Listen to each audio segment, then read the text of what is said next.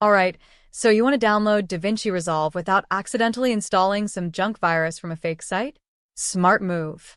A lot of people click the wrong link and regret it. Subscribe real quick, and I will show you the safe way to get the free version in under 60 seconds. First, just open Google and search for Blackmagic Design DaVinci Resolve. Or honestly, you can just type the website name directly into your address bar. Just please avoid those random third-party sites.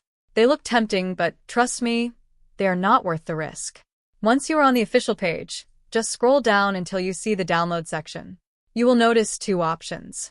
One is the paid studio version, and the other is the free version. Obviously, just click the download button for the free one. Unless you have money to burn, then go for it. Okay, here is where a lot of people get confused. A pop-up form will appear asking for your name, email, and country. Do not worry, this is completely normal. Blackmagic just wants this info so they can give you the free license key. Just fill it out and click register and download at the bottom. Now a zip file will start downloading to your computer. Just head over to your downloads folder, find the file, and extract it. That just means right-click it and select extract all. Super easy, I promise. Once that is done, run the setup file. Just follow the prompts on your screen, accept the terms like everyone does without reading them, and click install. This might take a few minutes because it is installing the software plus some necessary drivers. Perfect time to grab a coffee.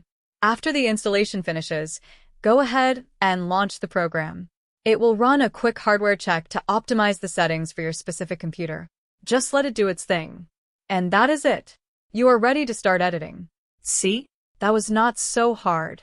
You have got DaVinci Resolve installed and ready to go.